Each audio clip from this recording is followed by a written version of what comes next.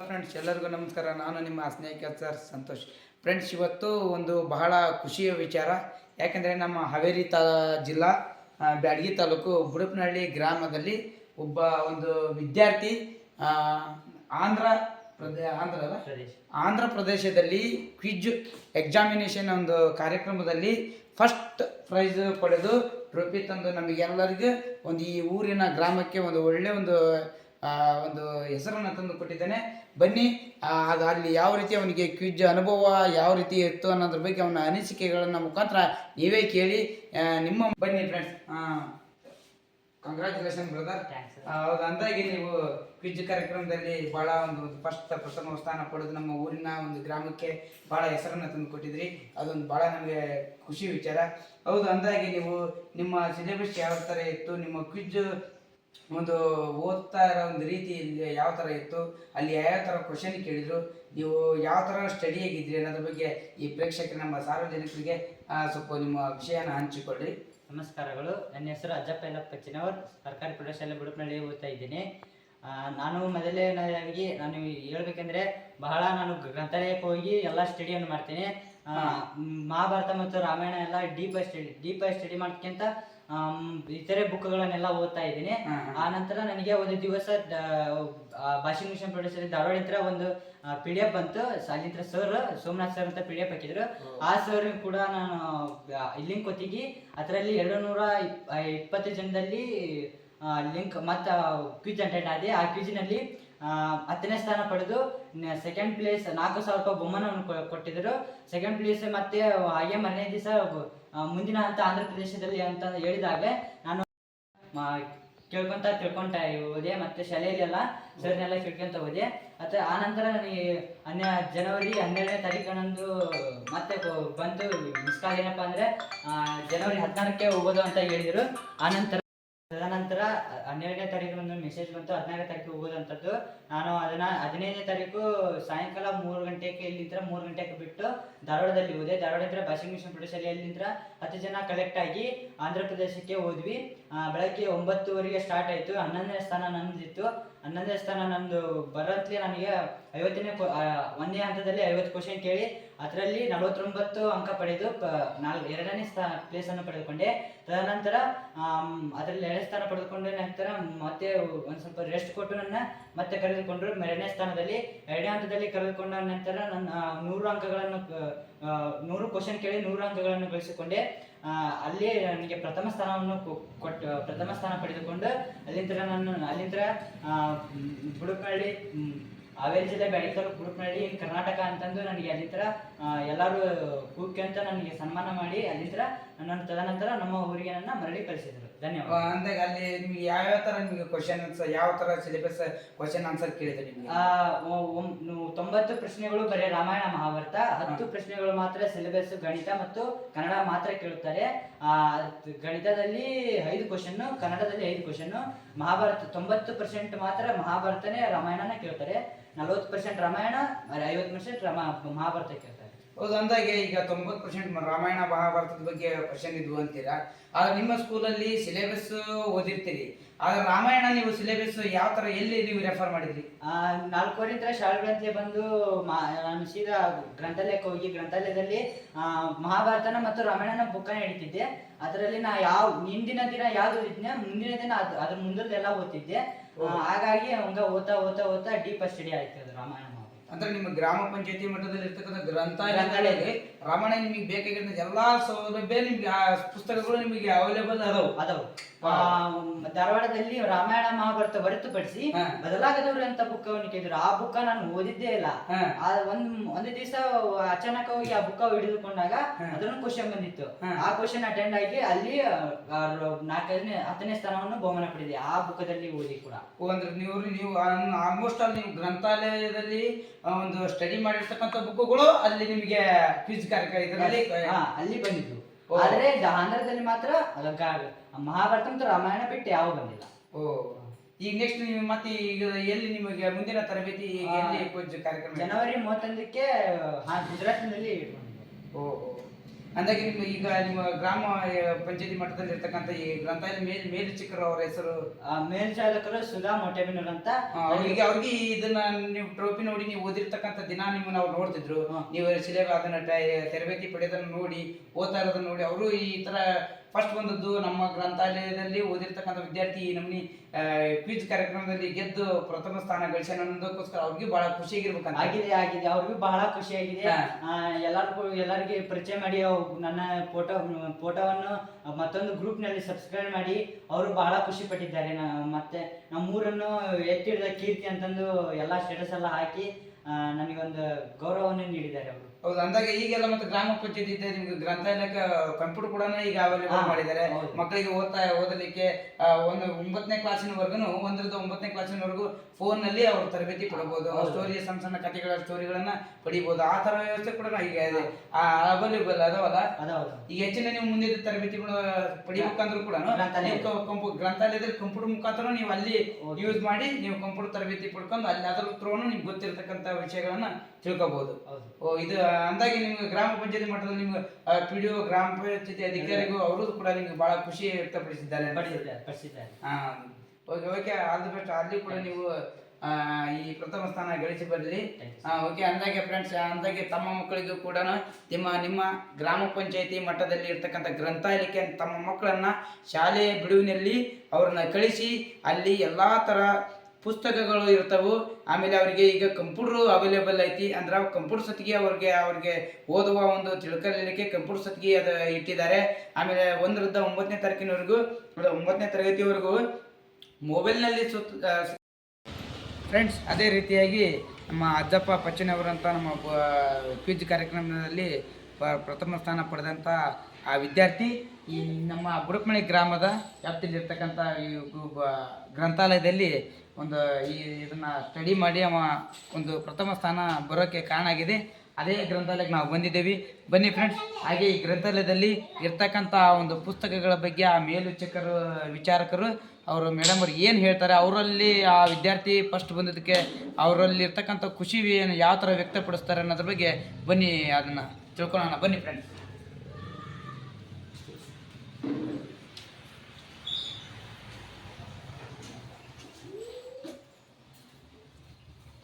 ನಮಸ್ಕಾರ madam. Madam, ಅಂದಾಗೆ ನಿಮ್ಮ ಗ್ರಂಥಾಲಯದಲ್ಲಿ ಒಬ್ಬ ವಿದ್ಯಾರ್ಥಿ ಅಜ್ಜಪ್ಪ ಪಚ್ಚಿನವರನ್ನವರು ನಮ್ಮ ಹಾವೇರಿ ಜಿಲ್ಲಾ ಬ್ಯಾಡಗಿ ತಾಲೂಕು ಬುಡಕಮಳಿ ಗ್ರಾಮ ಪಂಚಾಯತಿ ವ್ಯಾಪ್ತಿಯಲ್ಲಿರ್ತಕ್ಕಂಥ ತಮ್ಮ ಒಂದು ಗ್ರಂಥಾಲಯದಲ್ಲಿ ರಾಮಾಯಣ ಪುಸ್ತಕಗಳನ್ನು ಓದಿ ಭಾಳ ಒಂದು ಕ್ವಿಜ್ ಆಂಧ್ರ ಮತ್ತು ಕರ್ನಾಟಕ ನಡೆಯುತ್ತಿರ್ತಕ್ಕಂಥ ಒಂದು ಆಂಧ್ರ ಪ್ರದೇಶದಲ್ಲಿ ಅವರು ಕ್ವಿಜ್ ಕಾರ್ಯಕ್ರಮ ಒಂದು ಎಕ್ಸಾಮಿನೇಷನಲ್ಲಿ ಫಸ್ಟ್ ರ್ಯಾಂಕ್ ಬಂದದ್ದು ಭಾಳ ಖುಷಿ ವಿಚಾರ ಅಂತ ಭಾಳ ಆಗೈತಿ. ಅದೇ ರೀತಿಯಾಗಿ ನಿಮಗೆ ಯಾವ ಥರ ಅನ್ಸುತ್ತೆ, ಅವ ಯಾವ ಥರ ಒಂದು ಸ್ಟಡಿ ಮಾಡ್ತಿದ್ದ ಅನ್ನೋದ್ರಿಗೆ, ಯಾವಾಗ ಎಷ್ಟೊತ್ತಿಗೆ ಬಂದವ ನಿಮಗೆ ಯಾವ್ಯಾವ ಟೈಮ್ನಲ್ಲಿ ಅವ ಬಂದು ಸ್ಟಡಿ ಮಾಡಿ ಇದಕ್ಕೆಲ್ಲ ಕಾರಣ ಆಯ್ತು ಅನ್ನೋದ್ರ ಬಗ್ಗೆ ನಿಮಗೆ ಯಾವ ಥರ ನಿಮ್ಮ ಅನಿಸಿಕೆ ಏನು ಮೇಡಮ್ ಹೇಳಿ. ಅದಕ್ಕೆ ಸಾರ್ವಜನಿಕರಿಗೆ ಒಂದು ಮಾಹಿತಿ ಅವ್ರಿಗೆ ಗೊತ್ತಾಗಲಿ ಅಂತ ಕೂಡ ಅದಕ್ಕೋಸ್ಕರ ತಮ್ಮ ಒಂದು ಈಗ ಭೇಟಿ ಮಾಡ್ಕೊಂಡು ಹೇಳಿ ಮೇಡಮ್, ಏನು ಅನಿಸ್ತದೆ ನಿಮಗೆ? ಅವನು ರಜಾದಿಂದಲೂ ಬಂದು ತಾನು ಓದಿದಂಥ ಪುಸ್ತಕದನ್ನೇ ತಗೊಂಡು ಅವನು ತನಗೆ ಬೇಕಾಗಿದ್ದ ಪುಸ್ತಕನ ಕರೆಕ್ಟಾಗಿ ಹಿಡಿತಿದ್ದ ಒಂದು ಕಡೆಗಿಟ್ಟು ಅವನ ತಗೊಂಡು ತಾನೇ ಓದ್ತಿದ್ದ. ಅದಕ್ಕೆ ಇಂಥ ಪುಸ್ತಕ ಓದಪ್ಪ, ಇಂಥದ್ದಿಲ್ಲ ಕೇಳ್ತಿದ್ದ. ಪುಸ್ತಕ ಬೇಕು ಕೊಡ್ರಿ ಅಂತಿದ್ದ.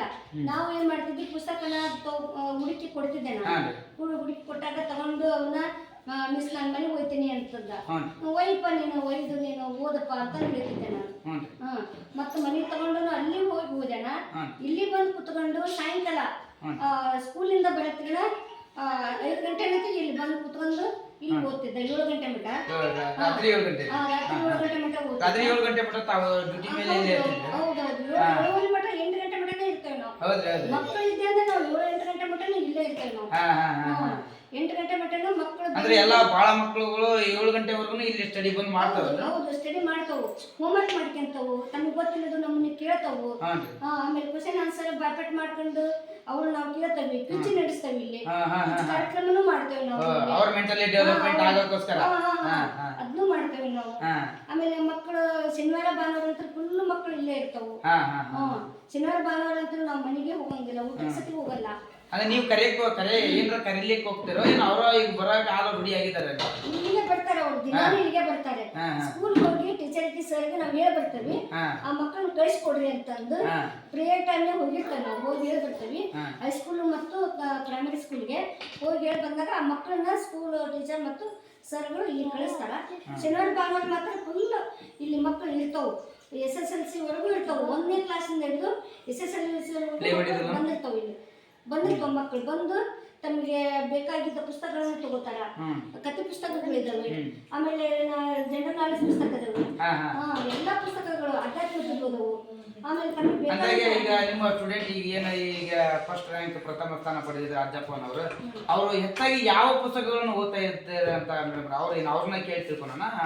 ತಾವು ನಿಮಗೆ ಗೊತ್ತಿದ್ದಾಗ ನಿಮ್ಮನ್ನ ಯಾವ್ಯಾವ ಇಂಥ ಪುಸ್ತಕ ಕೊಡಿ ಅಂತ ಕೇಳ್ತಿದ್ರು, ಏನ್ ಅವರ ಬೇಕಾದಂತ ಪುಸ್ತಕಗಳನ್ನ ಹುಡುಕಿರ್ತಿದ್ದ? ಇಲ್ಲ, ಹುಡುಕಿಂತಿದ್ದ. ನಾನು ಇಂತಿಂತ ಪುಸ್ತಕದ ನೋಡಪ್ಪ ಅಂತ ಮೊದಲು ನಾನು ಹೇಳ್ತಿದ್ದೆ.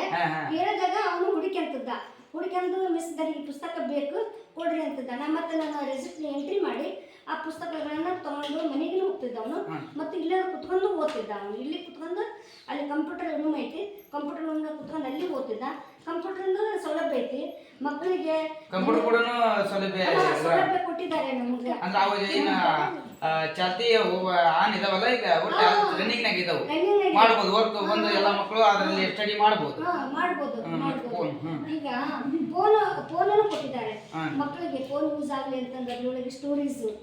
ಆಮೇಲೆ 8ನೇ ಕ್ಲಾಸ್ 2nd PUC ವರೆಗೂ ಕ್ವಶನ್ ಆನ್ಸರ್ ಮಾಡೆಲ್ ಕ್ವಶನ್ ಅವನ್ನೆಲ್ಲ ತೆಗೆದು ಅದನ್ನು ನೋಡ್ತಾರೆ. ಅಂದ್ರೆ ಅದೇ ಪ್ರತ್ಯೇಕವಾಗಿ ವಿದ್ಯಾರ್ಥಿಗಳಿಗೆ ಓದಲಿಕ್ಕೆಗೋಸ್ಕರನ ಫೋನ್ ಅದರಲ್ಲಿ ಮಕ್ಕಳಿಗಾಗಿ ಅದನ್ನ ಸೌಲಭ್ಯ ಮಾಡಿ. ಅದು ಎಷ್ಟನೇದಿಂದ ಎಷ್ಟನೇ ತರಗತಿವರೆಗೂ ಮೇಡಮ್?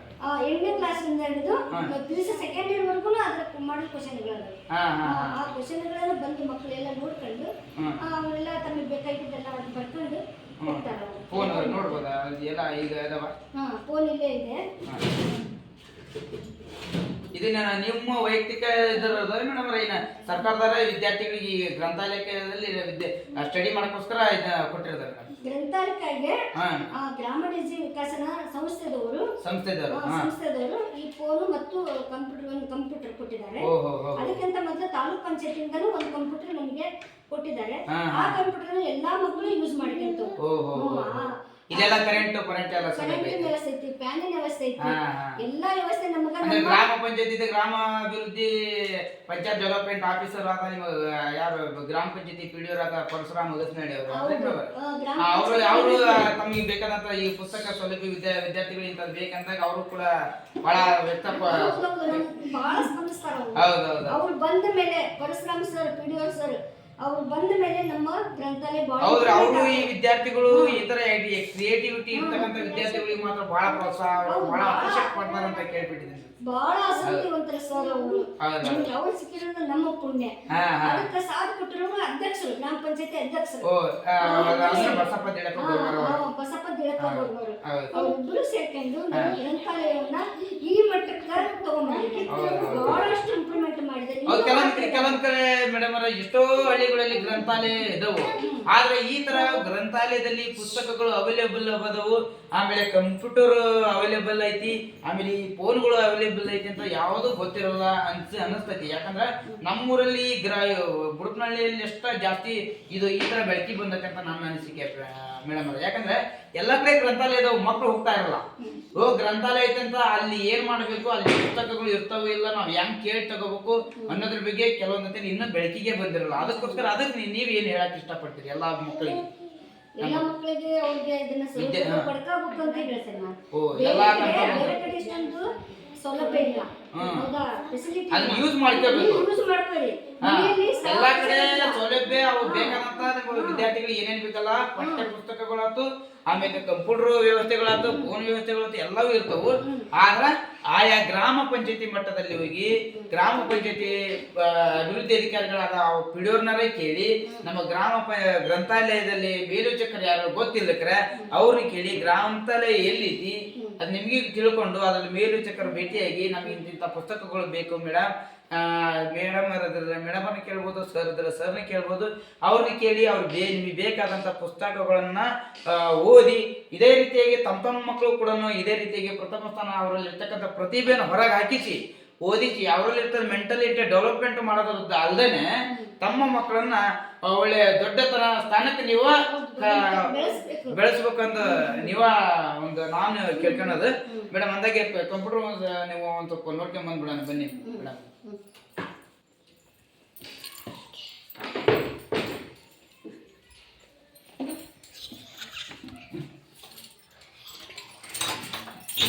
ಇಂದಿಗೆ ಬಹಳ ಚೆನ್ನಾಗಿದೆ ಮೇಡಮ್, ಗ್ರಂಥಾಲಯ ಬಹಳ ನೀಟ್ನೆಸ್ ಆಗಿದೆ. ಓ ಇದು ಕಂಪ್ಯೂಟರ್ ರೂಮ್ ಅಲ್ಲ ಮೇಡಮ್? ನೋಡಿ ಫ್ರೆಂಡ್ಸ್, ಎಲ್ಲಾ ವಿದ್ಯಾರ್ಥಿಗಳಿಗೆ ಗ್ರಂಥಾಲಯ ಮಟ್ಟದಲ್ಲಿ ಕಂಪ್ಯೂಟರ್ ವ್ಯವಸ್ಥೆ ಇರ್ತತಿ. ಎಲ್ಲರೂ ಕಂಪ್ಯೂಟರ್ನ ಮಕ್ಕಳು ತಮ್ಮ ಮಕ್ಕಳಿಗೆ ನಿಮ್ಮ ಊರಿನಲ್ಲಿ ಇರ್ತಕ್ಕಂಥ ಒಂದು ಗ್ರಂಥಾಲಯಕ್ಕೆ ತಮ್ಮ ಮಕ್ಕಳನ್ನ ಕಳಿಸಿ ಅಲ್ಲಿರ್ತಕ್ಕಂಥ ಪ್ರತಿಯೊಂದು ಕಂಪ್ಯೂಟರ್ ಆಯ್ತು, ಒಂದು ವಿದ್ಯಾಗೋಸ್ಕರ ಒಂದು ಪುಸ್ತಕಗಳನ್ನ ಮಾಹಿತಿಗೋಸ್ಕರ ಆಯ್ತು, ಓದೋದಕ್ಕೆ ತಮ್ಮ ಮಕ್ಕಳು ಮೆಂಟಲಿ ಡೆವಲಪ್ಮೆಂಟ್ಗೆ ಎಲ್ಲರೂ ತಮ್ಮ ಮಕ್ಕಳನ್ನ ಗ್ರಂಥಾಲಯಕ್ಕೆ ಹೋಗಿ ಅವ್ರು ಹೋಗದೆ ಇದ್ರು ಅವ್ರು ರೂಢಿ ಆಗೋವರೆಗೂ ನೀವರ ಕರ್ಕೊಂಡೋಗಿ ಅವ್ರಿಗೆ ಈ ತರ ಒಂದು ಪ್ರತಿಭೆಯನ್ನು ಹೊರಗೆ ಹಾಕ್ಲಿಕ್ಕೆ ಸಹಾಯ ಆಗತ್ತೆ. ಅಂದಾಗೆ ಫ್ರೆಂಡ್ಸ್, ಇವತ್ತು ಬಂದಿರೋದು ಇದು ಎಲ್ಲ ಮಾಹಿತಿ ತಿಳ್ಕೊಳಕ್ಕೆ ಅಂದ್ರೆ ಅಜ್ಜಪ್ಪ ಪಚ್ಚಿನವರು ಈಗ ಕ್ವಿಜ್ನಲ್ಲಿ ಕಾರ್ಯಕ್ರಮ ಬಂದೆ. ಅಂದಾಗೆ ಅವರು ಯಾವ್ಯಾವ ಪುಸ್ತಕಗಳನ್ನು ಓದ್ತಿದ್ರು ಅನ್ನೋದ್ರ ಬಗ್ಗೆ ಅವ್ರನ್ನ ಕೇಳಿ ಅವರು ಯಾವ್ಯಾವ ಪುಸ್ತಕ ಓದ್ತಿದ್ರು, ಸ್ಟಡಿ ಮಾಡಿದಂಥ ಪುಸ್ತಕಗಳು ಏನು, ಯಾವ್ಯಾವ ಕ್ವಶನ್ಗಳು ಅವರಿಗೆ ಬಹಳ ಆ ಪುಸ್ತಕದಲ್ಲಿ ಬಂದಿದ್ದವು, ಈ ಓದಿರ್ತಕ್ಕಂಥ ಕ್ವಶನ್ಗಳು ಬಂದವು ಅನ್ನೋದ್ರ ಬಗ್ಗೆ ಅವ್ರ ಬಾಯಲ್ಲೇ ಕೇಳಿ ತಿಳ್ಕೊಳ್ಳೋಣ ಬನ್ನಿ ಫ್ರೆಂಡ್ಸ್.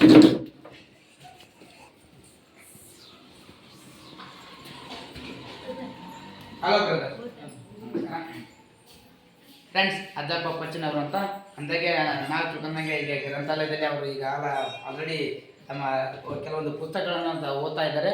ಅಂದಾಗೆ ಅವ್ರ ಬಾಯಲ್ಲೇ ಕೇಳೋಣ ಯಾವ ಒಂದು ಕ್ವಿಜ್ನಲ್ಲಿ ಪುಸ್ತಕಗಳನ್ನ ಭಾಳ ಓದಿರ್ತಕ್ಕಂಥ ಕ್ವಶನ್ ಆನ್ಸರ್ಗಳು ಅದರಲ್ಲಿ ಬಂದು ಅದಕ್ಕೆ ಅವರಿಗೆ ಮಾರ್ಗದಾರಿಯಾಗಿ ಆದ ಪುಸ್ತಕಗಳು ಅವರಿಗೆ ಅವ್ರನ್ನ ಈ ಸ್ಥಾನಕ್ಕೆ ಪ್ರಥಮ ಸ್ಥಾನಕ್ಕೆ ಕರ್ಕೊಂಡು ಹೋಗ್ತೀನಿ ಅದ್ರ ಬಗ್ಗೆ ಅವ್ರ ಬಗ್ಗೆ ನಮಸ್ಕಾರ. ಅಂದಾಗೆ ಈಗ ಆಂಧ್ರ ಪ್ರದೇಶದಲ್ಲಿ ತಾವು ಕ್ವಿಜ್ಜಿನ ಕಾರ್ಯಕ್ರಮದಲ್ಲಿ ಬಹಳ ಪ್ರಥಮ ಸ್ಥಾನ ಪಡೆದು ಹೆಮ್ಮೆಯ ಒಂದು ವಿಚಾರವನ್ನು ನಮ್ಮ ಊರಿಗೆ ತಂದು ಕೊಟ್ಟಿದ್ದೀರಿ. ಅಂದಾಗೆ ಈ ಗ್ರಂಥಾಲಯಕ್ಕೆ ನೀವು ಬರ್ತಿದ್ರಿ, ಓದ್ತಾ ಇದ್ರಿ ಅಂತ ನಾವು ಮೇಡಮ್ ಅವ್ರನ್ನ ಕೇಳ್ತಿರ್ಕೊಂಡ್ವಿ. ಇಲ್ಲಿರ್ತಕ್ಕಂಥ ಒಂದು ಸೌಲಭ್ಯ ಬಗ್ಗೆನೇ ಕೇಳ್ತಿರ್ಕೊಂಡ್ವಿ. ಅಂದಾಗೆ ನೀವು ಇಲ್ಲಿ ಯಾವ್ಯಾವ ಪುಸ್ತಕಗಳನ್ನು ಓದಿದ್ರಿ, ಯಾವ ವಿಷಯಗಳು ನಿಮ್ಗೆ ಬಹಳ ಆ ಪುಸ್ತಕ ಓದಿದ್ದ ನಿಮ್ಗೆ ಉಪಯುಕ್ತ ಆಯ್ತು ಅನ್ನೋದ್ರ ಬಗ್ಗೆ ತಮ್ಮ ಇಲ್ಲಿ ಅನಿಸಿಕೆಗಳನ್ನು ತಾವು ವ್ಯಕ್ತಪಡಿಸ್ತೀವಿ. ಮೊದಲನೇದಾಗಿ ನಾನು ಮಹಾಭಾರತ ಪುಸ್ತಕವನ್ನು ಫಸ್ಟ್ ಓದ್ತಿದ್ದೆ. ಮಹಾಭಾರತ ಈ ಸಾಮಾನ್ಯನಿಗೆ ಮಹಾಭಾರತ ಪುಸ್ತಕದಲ್ಲಿ ಬಹಳ ಹಲವಾರು ಕ್ವಶನ್ ಇತರ ಮೇಲೆ ಬಿದ್ದಿದ್ವು. ಒಂದನೇ ಕ್ವಶನ್ ಆಗಿ ಭೀಷ್ಮಾಚಾರ್ಯ ಮೂಲ ಹೆಸರೇನು ಅಂತಂದು ಕೇಳಿದ್ರು. ಎರಡನೇ ಕ್ವಶನ್ ಆಗಿ ಭೀಷ್ಮಾಚಾರ್ಯರ ಯಾವ ಪತ್ನಿ ಮೀನಾ ಮತ್ತು ಅವ್ರ ಪತ್ನಿಯವರು ಮೀನ ಸಾಗಾಣಿಕೆ ಮಾಡ್ತಾರೆ, ಮೀನ ಹಿಡಿಯುವ ಪತ್ನಿಯನ್ನು ಮದುವೆ ಆಗ್ತಾರೆ. ಆನಂತರ ಅವರು ಮತ್ತೆ ಭೀಷ್ಮಾಚಾರ್ಯರ 8 ಮಕ್ಕಳು ನೀರಲ್ಲಿ ಯಾಕೆ ಬಿಟ್ರು ಅಂತ ಅದನ್ನ ಕೇಳ್ತಾರೆ.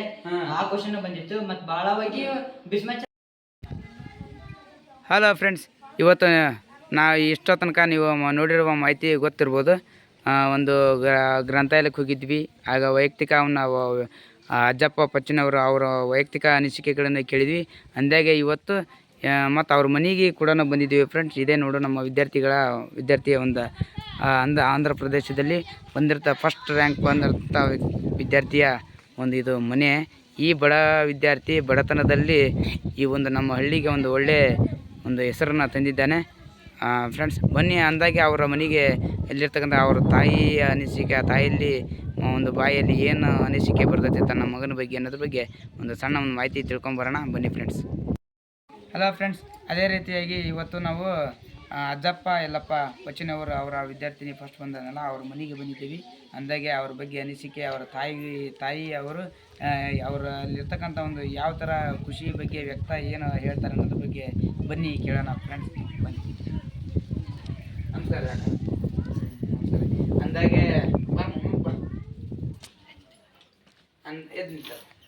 ಅಂದಾಗೆ ಅಂದಂಗ ನಿಮ್ಮ ಮಗ ಅಜ್ಜಪ್ಪನವರು ಆಂಧ್ರ ಹಾಗೂ ಕರ್ನಾಟಕ ನಡುವೆ ಇರ್ತಕ್ಕಂಥ ಒಂದು ಆಂಧ್ರ ಪ್ರದೇಶದಲ್ಲಿ ಒಂದು ಕ್ವಿಜ್ ಕಾರ್ಯಕ್ರಮದಲ್ಲಿ ಫಸ್ಟ್ ರ್ಯಾಂಕ್ ಬಂದು ಭಾಳ ಪ್ರಥಮ ಟ್ರೋಫಿ ತಂದು ನಮ್ಮ ಗ್ರಾಮ ಪಂಚಾಯತಿಗೆ ಹಾಗೂ ಗ್ರಂಥಾಲಯಕ್ಕೆ ಹಾಗೂ ನಮ್ಮ ಗುಡುಪನಹಳ್ಳಿ ಗ್ರಾಮಕ್ಕೆ ಹಾಗೂ ಹಾವೇರಿ ಜಿಲ್ಲಾಕ್ಕೆ ಒಂದು ಭಾಳ ಒಂದು ಖುಷಿ ವಿಚಾರ.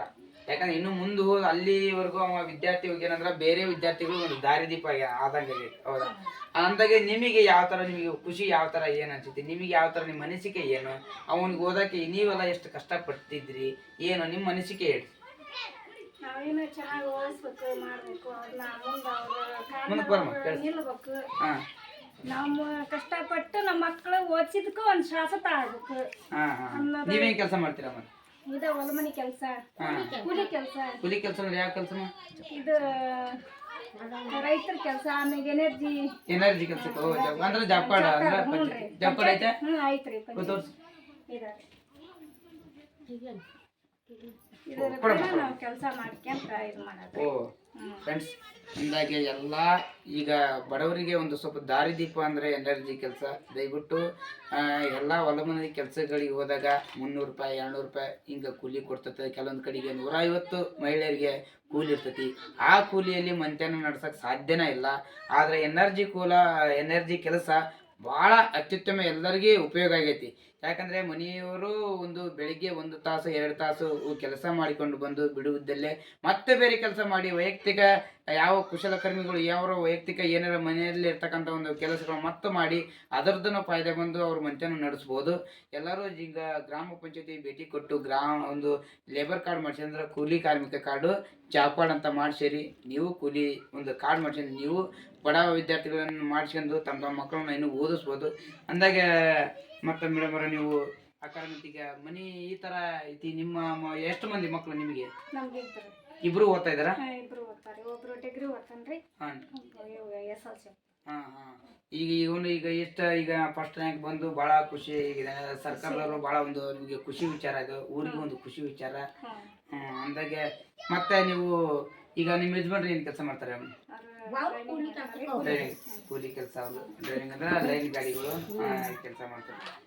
ಅಂದಾಗೆ ಕೂಲಿ ಇದು ಮಾಡೋದು. ಅಂದಾಗೆ ನಿಮ್ಗೆಲ್ಲ ಈಗ ಪುಸ್ತಕ ಎಲ್ಲ ನಾವು ದೊಡ್ಡ ರೊಕ್ಕದ ಇರ್ತಾವ, ಅವನಿಗೆಲ್ಲ ನೀವೇ ಕೊಡ್ಸಿದಾರ ಏನ? ಇಲ್ರಿ, ನಮಗೆ ಇಲ್ಲಿ ಊರೊಳಗ ಒಂದು ಇದು ಇರ್ತಲ್ರಿ ಗ್ರಂಥಾಲಯ, ಅಲ್ಲೇ ಹೋಗಿ ಓದ್ಕೊಂಡು ಚೆನ್ನಾಗಿ ಇದನ್ ಮಾಡ್ಕೊಂಡ್ರಿ. ಮ್ಯಾಗ ಇದಾಗ್ಯಾನ್ರಿ. ಓ ಅಂದ್ರೆ ಈಗ ಸರ್ಕಾರದವರು ಮಾಡಿರ್ತಕ್ಕಂಥ ಒಂದು ಗ್ರಂಥಾಲಯ ನಿಮ್ಮ ಮಗುಗ ಒಂದು ಈ ಪ್ರಥಮ ಸ್ಥಾನ ಪಡಿಲಿಕ್ಕೆ ಬಹಳ ಒಂದು ದಾರಿದೀಪ ಆಗೈತೆ ಅಂತ ಹೇಳ್ಬೋದು. ಅಂದ್ರೆ ಅಂತಿಂತ ಒಂದು ದುಬಾರಿ ಪುಸ್ತಕಗಳನ್ನ ನೀವು ಕೊಡ್ಸಕ್ಕೆ ಯಾಕಂದ್ರೆ ಕೂಲಿ ಕಾರ್ಮಿಕರು ನಾವು ಮಾಡಿರೋ ಕೂಲಿ ನಮ್ಮ ಮನೆತನ ನಡ್ಸೋಕೆ ಕಷ್ಟ. ಯಾಕಂದ್ರೆ ಇವತ್ತಿನ ದುಬಾರಿ ಇರ್ತಕ್ಕಂಥ ಒಂದು ಸಂತಿ ಒಂದು ಕಾಳು ಕಡಿ ದುಬಾರಿ ಲೆಕ್ಕ ನೋಡಿದ್ರೆ ಸಂತಿಗೆ ಆಗೋದಿಲ್ಲ. ಅಂತದ್ರಾಗ ಮನೆತನ ನಡ್ಸಕ್ ಆಗೋದಿಲ್ಲ. ಅಂತದ್ರಾಗ ಈ ಪುಸ್ತಕ ಇಂಥ ದುಬಾರಿ ಪುಸ್ತಕ ಕೊಡ್ಸಕ್ಕೂ ಆಗೋದಲ್ಲ. ಇನ್ನು ನಿಮ್ಮ ಈಗ ಅನುಕೂಲ ಆಗಿದ್ದು ಬಹಳ ಒಳ್ಳೇದಂತ. ಇನ್ನು ಮುಂದೆ ಇನ್ನೂ ಹೆಚ್ಚಿನ ರೀತಿ ನಾವು ಮುಂದೆ ಕಲ್ಸಕ್ ನಿಮ್ಗೆ ಯಾವ ತರ ನಿಮ್ಗೆ ಅನಿಸ್ತಾ ಇದೆ? ಇನ್ನು ಮುಂದೆ ಓದಿಸ್ಬೇಕು ಅವನ್ನ ಇದರದ್ದ ಅವನ ಓದ್ಲಿ ಅಂತ ಒಟ್ಟ ಅದು ಇದು ಐತಲ್ರಿ. ಈಗ ಗ್ರಂಥಾಲಯದದ್ದ ನಾವ್ ಎದ್ದಂಗ್ರಿ. ಈಗ ನಮ್ಗೆ ಅದ ಒಂದು ಶಾಶ್ವತ. ಈಗ ಇನ್ನು ಏನ ಬಂದ್ರು ಅವ್ನಿಗೆ ಮುಂದೆ ಹೋಗಕ್ ಒಟ್ಟು ನಿಮ್ ಅವ ಎಲ್ಲಿ ಮಠ ಓದ್ತಾನ ಅಂತೀರಿ ಅಲ್ಲಿ ಮಠ ಓದಕ್ ನಿಮ್ ಸಪೋರ್ಟ್ ಐತಿ. ಸಪೋರ್ಟ್ ಐತಿ, ಕಳಿಸ್ತೇವ್ರಿ, ಓದಿಸ್ತೇವೆ. ಆಯ್ತಾ ಫ್ರೆಂಡ್ಸ್, ಅಂತಾಗಿ ಎಲ್ಲರೂ ತಮ್ಮ ಮಕ್ಕಳನ್ನ ಓದಿಸಿ ಇದೇ ರೀತಿ ಎಲ್ಲರೂ ಅವ್ರ ತಾಯಿಗಳು ತಮ್ಮ ಮಕ್ಕಳ ಬಗ್ಗೆ ಖುಷಿ ಪಡ್ಬೇಕು. ಈ ತರ ಖುಷಿಯನ್ನ ವ್ಯಕ್ತಪಡಿಸ್ಬೇಕು. ಅಂದಾಗ ತಾವು ಮಕ್ಕಳು ಮಾಡಿದಂತ ಮಕ್ಕಳಾಗಿದ್ದಕ್ಕೆ ಸಾರ್ಥಕ ಆಗದು. ದಯವಿಟ್ಟು ತಾಯಿಗೆ ತಂದೆಗೆ ತಂದು ಕೊಡೋ ಕೀರ್ತಿ ಅಂದ್ರೆ ಇದೇ ನೋಡಿ. ಬೇರೆಯವರು ನಮ್ಮ ಮಕ್ಕಳ ಬಗ್ಗೆ ಮಾತಾಡಬೇಕು ಅಂದ್ರೆ ಒಳ್ಳೇದ ಬಗ್ಗೆ ಮಾತಾಡ್ಬೇಕು, ಮತ್ತೆ ಕೆಟ್ಟದ ಬಗ್ಗೆ ಅಲ್ಲ. ನಿನ್ ಮಗ ಹಂಗ ಅಲ್ಲಿ ಕೊಲೆ ಮಾಡ್ದ, ಅದನ್ನ ಕಳ್ತನ ಮಾಡ್ದ ಅಂದ್ರೆ ಅದನ್ನ ಕೀರ್ತಿ ತಂದು ಕೊಟ್ಟಂಗಲ್ಲ. ಒಳ್ಳೇದನ್ನ ತಂದು ಇರಬರ ಒಂದು ಊರಿಗೆ ಒಳ್ಳೆ ಹೆಸರು ತರಬೇಕು, ತಂದೆ ತಾಯಿಗೆ ಒಳ್ಳೆ ಒಂದು ಹೆಸರು ತರಬೇಕು. ಒಂದು ಈ ಭಾರತ ಇಂಡಿಯಾದಲ್ಲಿ ಒಂದು ಕರ್ನಾಟಕಕ್ಕೆ ಒಂದು ಹೆಸರು ತಂದು ಕೊಟ್ರೆ ಅವ್ರಿಗೆ ಇದಕ್ಕಿಂತ ಒಂದು ಖುಷಿ ವಿಚಾರ ಯಾವುದಿಲ್ಲ. ಎಲ್ಲರೂ ತಮ್ಮ ವಿದ್ಯಾರ್ಥಿಗಳು ನೋಡಿದರೆ ಈ ವಿಡಿಯೋಗಳನ್ನ ಅವರು ಕೂಡ ತಪ್ಪದೆ ನೀವು ಗ್ರಂಥಾಲಯಕ್ಕೆ ಭೇಟಿ ಕೊಡಿ. ಸಾಕಷ್ಟು ಪುಸ್ತಕಗಳನ್ನು ಓದಿ ತಿಳ್ಕೊಳ್ಳಿ. ನೀವು ಇದೇ ಥರ ನಿಮ್ಮಲ್ಲಿರ್ತಕ್ಕಂಥ ಪ್ರತಿಭೆನ ಹೊರಗೆ ಹಾಕಿ. ಫ್ರೆಂಡ್ಸ್, ಅದೇ ರೀತಿಯಾಗಿ ನಮ್ಮ ಯೂಟ್ಯೂಬ್ ಚಾನಲನ್ನು ಲೈಕ್ ಮಾಡಿ, ಶೇರ್ ಮಾಡಿ, ಕಮೆಂಟ್ ಮಾಡಿ. ನಮ್ಮ ಶಾರ್ಟ್ ಆ್ಯಂಡ್ ಸ್ವೀಟ್ ಆಗಿರ್ತಕ್ಕಂಥ ವಿಡಿಯೋಗಳು ಇರ್ತವೆ. ಆದರೆ ಬಹುಮುಖ್ಯವಾಗಿ ಒಂದು ಮಾಹಿತಿ ಪೂರ್ಣ ವಿಡಿಯೋ ಆಗಿರ್ತವೆ ನಮ್ಮ ವಿಡಿಯೋ. ಯಾವುದು ಅನ್ನೆಸೆಸರಿ ಎಂಟರ್ಟೈನ್ಮೆಂಟ್ ವಿಡಿಯೋ ಅಂತೂ ಯಾವುದೂ ಇರೋದಿಲ್ಲ. ಆಯ್ತು ಫ್ರೆಂಡ್ಸ್, ಅದೇ ರೀತಿಯಾಗಿ ನಿಮ್ಮ ಸಪೋರ್ಟು ಈ ವಿದ್ಯಾರ್ಥಿ ಮೇಗಾಯ್ತು, ನಿಮ್ಮ ಮಕ್ಕಳಿಗಾಯ್ತು, ಇರೋ ಬರೋ ಎಲ್ಲ ವಿದ್ಯಾರ್ಥಿಗಳ ಮೇಲೆ ಎಲ್ಲ ನಿಮ್ಮ ಸಪೋರ್ಟ್ ಇರಲಿ ಅಂತ ಹೇಳ್ತಾ ನಮಸ್ಕಾರ ಫ್ರೆಂಡ್ಸ್.